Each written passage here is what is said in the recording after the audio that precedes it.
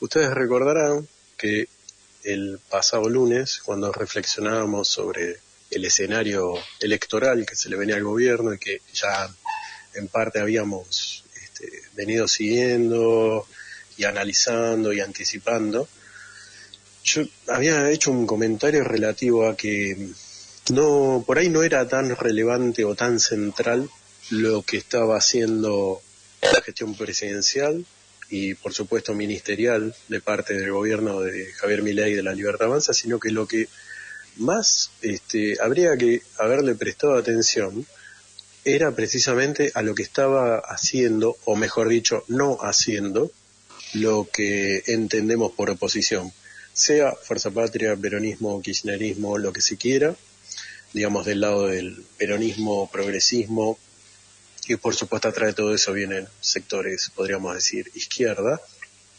Después vamos a hablar sobre eso, sino, y después, todo lo otro que se supone que es una oposición, aunque sabemos que en realidad es un campo fértil a la compra y a la negociación de votos y vetos, ¿no?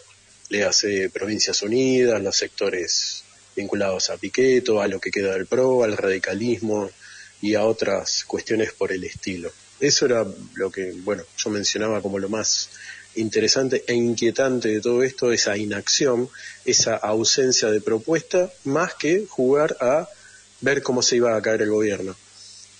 O sea, la inacción, básicamente. Bueno, ¿qué estamos viendo hoy, lunes 27? Ayer tuvo lugar la tan esperada, la tan preocupante, la tan inevitable elección de medio término, como se suele denominar, donde hay un recambio general de legisladores, en especial de diputados y en algunos casos senadores, no para todas las provincias, pero para algunas sí. Recordemos que el sistema electoral argentino establece que los legisladores se renuevan cada 2 años, la mitad de la bancada, mientras que los senadores sucede eso cada 6 años, por lo cual en algunos casos coincide, en algunos casos no la totalidad, sino que pasa eso, ¿no? Se van cruzando. Bien, entonces el nombre que le pusimos para la columna hoy es el de Lo que queda y lo que vendrá, reflexiones luego de las elecciones legislativas nacionales 2025. Y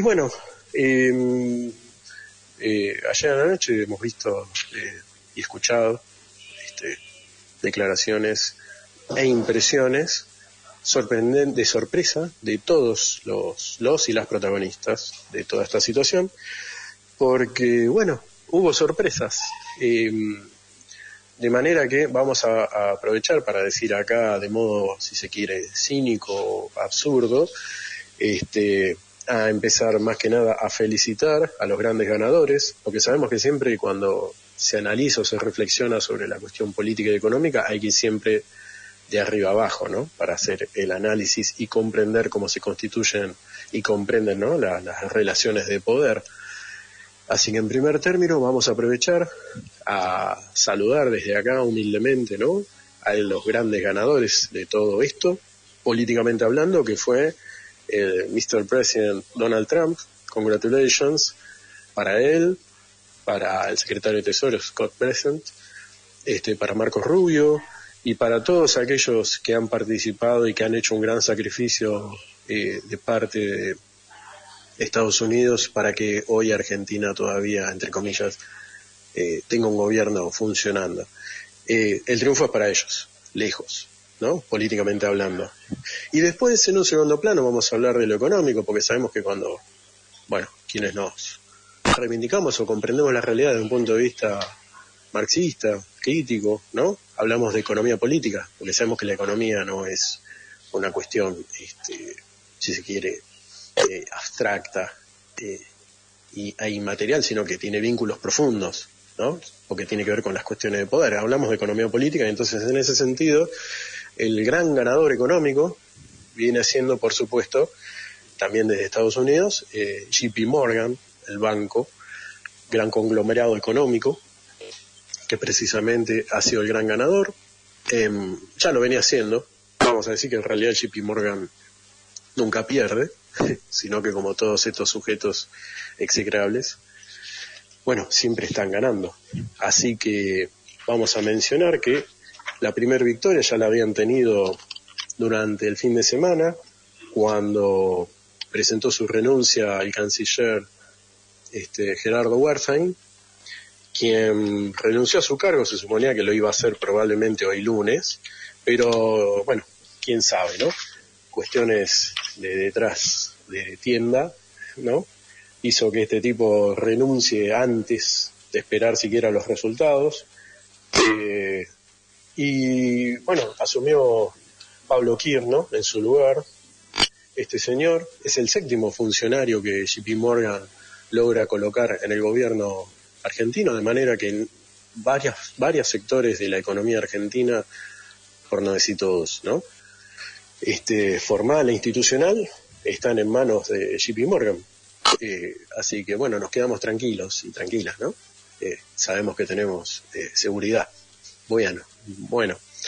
Y un último detalle sobre esto, porque no me quiero extender demasiado, digamos, el aspecto económico, porque seguramente sobre esto va a desarrollar ahí el compañero Horacio Robelli más tarde.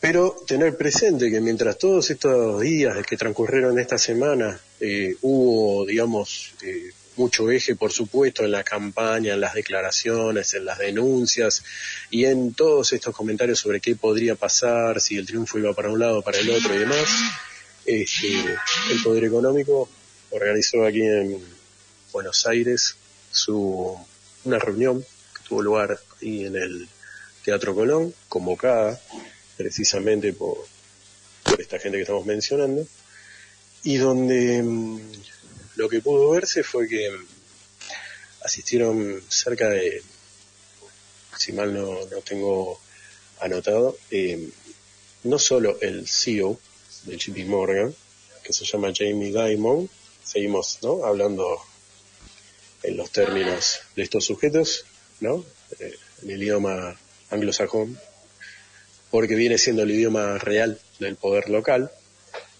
Este muchacho juntó a gente como Tony Blair, Condoleezza Rice, todos recordarán a toda esta gente, junto a gente como Vladimir Bernet, José Luis Daza, Mauricio Macri, el propio Luis Caputo, propio Javier Milei y otros, en el Teatro Colón, donde se supone que, junto con un grupo selecto de CEOs de otras empresas locales y fondos y grupos inversores y demás, porque bueno, no lo sabemos, pero ahí se supone que se terminó de repartir, bueno, qué es lo que nos va a costar este gran triunfo estadounidense de Donald Trump, ¿no?, en estas elecciones. Así que bueno, seguramente en estos días vamos a ir teniendo novedades sobre qué nos costó o qué nos va a costar este gran triunfo.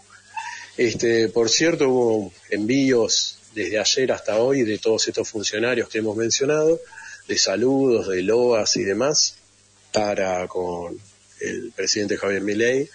Hasta ellos mismos estaban asombrados de los resultados. Ahora en instante vamos a estar hablando de los números, pero cerramos esta parte del análisis del sector ganador, porque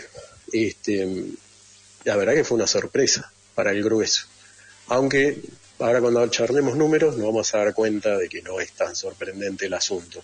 De todas maneras, acá hay un problema, varios, que siguen de fondo, que es que así todo, más allá de que hoy, por ejemplo, el dólar estuvo bajando, creo que cerró cerca de los 1.300 pesos, cuando la semana pasada había estado superando los 1.500 y bueno, todas las luces rojas estaban encendidas. El problema de fondo es que el modelo económico argentino sigue siendo inviable, sigue siendo incapaz de generar los dólares que precisa para sostener su funcionamiento, y sigue sin haber ningún plan concreto económico, más que haber apelado a esto, ¿no?, a seguir la dinámica de pido plata, préstamo, para volver a pagar después otro préstamo y seguir pagando otro préstamo. Vamos a ver hasta dónde alcanza, ¿no?, las reservas que tiene Estados Unidos para poder sostener esto. De más está decir que el destino económico argentino ahora ya está absolutamente subordinado a la dinámica de lo que establezca la economía norteamericana. Así que bueno, sobre eso tendremos noticias en breve. Bueno, entonces, ahora hablemos sobre lo concreto, que tiene que ver con los números reales.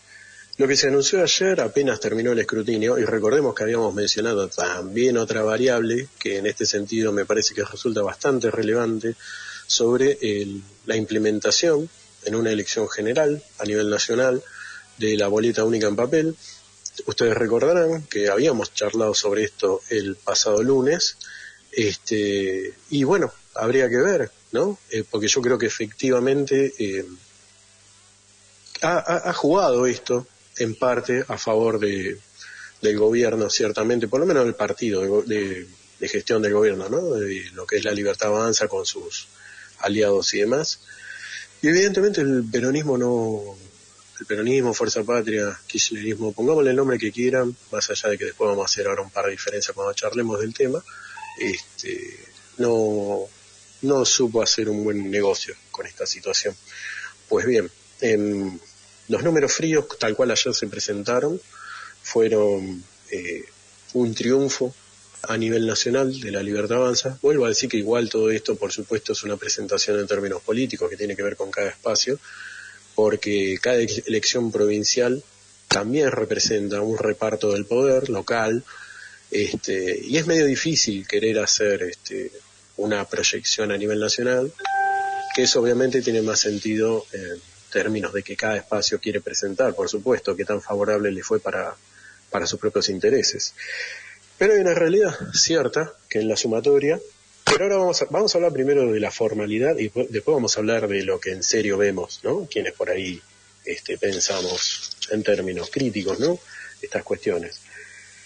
Desde lo oficial se habla de que el triunfo fue del 40,7% a nivel nacional para la Libertad Avanza, algo sorprendente cuando hace menos de un mes y medio estábamos viendo lo que fue la debacle en territorio de la provincia de Buenos Aires de la Libertad Avanza, con el triunfo que había sido en aquel momento para Fuerza Patria y que parecía proyectarse como un principio de caída general de la gestión presidencial, y de repente estamos viendo esto, un 40,7%, y que el peronismo con todas sus variantes, nombre, frente, pongámosle lo que se quiera, llegó a un 34,9% a nivel nacional, lo que claramente demuestra una remontada impresionante. Después vamos a hablar en particular sobre el caso de la provincia de Buenos Aires, donde han logrado triunfar también, remontando más de 10 puntos, por lo menos de lo que venían anticipando las proyecciones.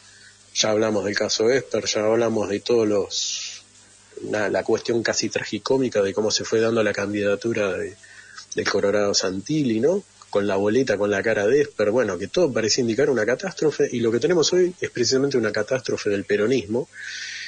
Y fuera de esos dos campos, vemos que en un tercer lugar a nivel nacional quedó el experimento de Provincias Unidas, que son todos estos gobernadores que vienen de un origen previo dentro del PRO, pero que han quedado en una situación de orfandad por todo este rejunte, ¿no? de bolsa de gato que terminó haciendo la Libertad Avanza, absorbiendo a los candidatos más potables del PRO. Bueno, se llevaron el 7,4 a nivel nacional, y el Frente Izquierda a nivel nacional llegando a un 4%, lo cual es, bueno, sorprendente, aunque ahora cuando charlemos de los recuentos, del recuento de votos, vamos a ver que así todo terminó siendo un balance, si se quiere, perdedor en este sentido, porque la bancada del Frente Izquierda, más allá de que renovó sus 4 diputados a nivel nacional, ha perdido 1, que oficialmente eran 5 hasta hoy mismo, ¿no? Pero bueno, el asunto que hay que ver acá, de todas maneras, es algo que, por supuesto, todos los medios, sean de los pertenecientes a la burguesía o afines al peronismo, Fuerza Patria y demás, se han mantenido con estos valores, pero lo que tenemos que ver de fondo son los números concretos, porque eso creo que sigue mostrando algo de lo que deberíamos estar pendientes. Sobre el grueso del padrón habilitado para votar, que eran 35.981.358 personas, ciudadanos y ciudadanos de la Argentina, podemos ver que el total de votantes fue de 24.263.248, es decir, el 67,43%, un número que no se registraba desde 1983, con todo lo que eso implica, ustedes lo entienden. O sea, es el número más bajo de participación electoral desde el regreso de la democracia burguesa formal. Es bastante llamativo y para tener presente, ¿no? Sobre eso, vemos que los votos afirmativos, es decir, votos concretos que son válidos, lo constituyeron 22.977.871, es decir, el 63,86%, y después el nivel, ahora pasamos a lo que sería la franja de lo que no vale, ¿no? El ausentismo llegó al 32,56%, es decir, 11.719.110 personas. Es un montón. Pensémoslo en estos términos que lo estábamos mencionando recién. El voto en blanco llegó al 1,84%, es decir, 664.994 personas. Los nulos, el 1,66, es decir, 597.938, casi 600.000. Y los impugnados, unos 22.445, es decir, el 0,66%. Si sumamos todo eso, es decir, los votos que no van, más el ausentismo, estamos hablando de más de 13 millones de personas, es decir, 36,13% no han ido a votar o han votado en blanco o han impugnado o han hecho algo por no participar, aunque el grueso de eso lo represente precisamente el ausentismo. En lo personal, si me preguntas a mí, yo creo que eso tiene que ver con que seguimos con un absoluto desinterés y desencanto de gran parte de la población, precisamente lo acabamos de decir, ¿no? Prácticamente el 36, el 37% no le interesa, no encuentra interés, no encuentra afinidad, no ve un proyecto en cualquiera de las facciones o sectores de la burguesía electoral, ¿no? Pues bien, bueno, tengamos presente eso, porque ¿qué pasa? Esos números que mencionábamos antes, de La Libertad Avanza con un 40,7%, Fuerza Patria con el 34,9%, es decir, el 35%, Provincias Unidas con el 7,4%, en realidad esos números se hicieron partiendo del total de votos. Pero bueno, si descontamos todo este ausentismo y hacemos el cálculo de participación electoral en función del total del padrón, los números son otros. Los números nos dan que La Libertad Avanza en realidad sacó 9.341.798 votos, lo que significa sobre el total del padrón, solo el 25,96. Leamos que antes, haciéndose ese otro cálculo sobre el total de lo que se votó, La Libertad Avanza habla de un 40,7, pero en realidad estamos hablando de un 25,96, es decir, un 26%. Es un número bastante bajo. Pero si vemos Fuerza Patria más los otros sectores del peronismo, sumaron 8 millones, ¿no? Representando el 22,3. Es decir, de estos 34,9, casi 35% que decíamos que se presentó como la cantidad de votantes, en realidad tenemos que hacer el cálculo sobre los que realmente fueron a votar. Eso representa solo el 22,3. Ni hablar del caso de Provincias Unidas, que estábamos diciendo que representa el 7,4, haciendo el otro cálculo, el cálculo real es de 1.140.936, lo que representa solo el 3,17%. Bueno, como podrán darse cuenta, los valores son muy, muy por debajo de lo que podríamos considerar, ¿no?, como representativos. Queda claro de que estamos hablando de valores que están muy por debajo siquiera del 50% del electorado, ¿no? Digamos, como para pensar en hegemonías o fuerzas predominantes. Porque lo que estamos viendo es una Libertad Avanza con el 25,96% real y todo el Frente Peronista Unido representando un 22,3%. Recordemos entonces que el total del ausentismo, voto en blanco, impugnación y otros recurridos, lo que se quiera, representa el 36,13%. Es decir, muy por encima de cualquiera de estos dos valores de quienes fueron a votar. Bueno, ahora empecemos a analizar. Eso no significa, como han hecho algunos y algunas, en especial de sectores de izquierda, del anarquismo, que están hablando, la gente no cree en ir a votar. Es una lectura simplista. Lo que podemos ver aquí es otra cosa, que lo que hay es una apatía, es un desinterés, y claramente nadie está teniendo en cuenta como algo serio, como una perspectiva de cambio, la cuestión electoralista en sí, pero eso no significa que sean votantes de Milei.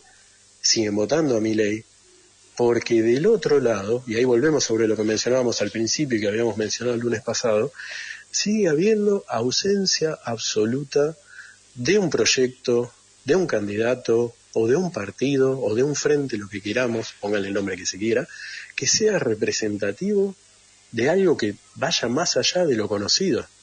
¿Por qué se sigue votando? Evidentemente, los pocos que van a votar a los tipos que están dispuestos a reventar al país, a los tipos que están dispuestos a destruir las condiciones laborales, a los que le cortan, quitan presupuesto a los hospitales, ¿no? A las universidades, los que ponen en condiciones de miseria a jubilados y jubiladas y los cagan a palos todos los miércoles, frente al Congreso, porque del otro lado no hay nada. Y aquí hay que prestar especial atención al peronismo y dentro de eso al kirchnerismo, para mencionar algo que ya dijimos varias veces en este programa y que lamentablemente no pierde vigencia, que es, hasta ahora no hubo ni renovación de caras, no hubo un proyecto alternativo, y lo mejor, lo más interesante, lo más relevante de todo esto es que siguen exactamente todas las mismas caras. Esto implica pensar en Máximo Kirchner, pensar en Sergio Massa, pensar en la propia Cristina Fernández, que incluso ayer mismo la vimos saliendo a festejar, y donde el propio kirchnerismo en particular le está jugando al peronismo una suerte de carrera de zancadillas, ¿no? Habiendo claramente saboteado gran parte de la campaña de Axel Kicillof en el caso de la provincia de Buenos Aires, y en otros lugares del país podemos inferir que también, por lo cual la pregunta acá es, ¿a qué está jugando esta oposición que se quiere presentar como alternativa de izquierda o progresista o lo que quiera, o lo que se le quiera decir? Porque realmente es paupérrimo ese lugar, y frente a esa nada es que precisamente Javier Milei revalidó, ¿no?, su gestión. Está bien, ya sabemos que en general las elecciones de medio término como esta suelen después no ser prefigurativas de lo que venga en la electoral de acá a 2 años, pero me parece algo bastante grave y sintomático tener presente que todavía evidentemente no cayó ninguna ficha de autocrítica y de renovación para tratar de pensar en generar alternativas y simplemente dedicarse, porque siento que esto es lo que ha pasado, en especial de la elección de la provincia de Buenos Aires, de hace menos de un mes y medio, perdón, a dejar que se caiga, que lo otro se caiga solo. Juegan a eso, hay ausencia de voluntad de lucha, hay ausencia de voluntad de renovar y de tratar de presentar algo nuevo, diferente.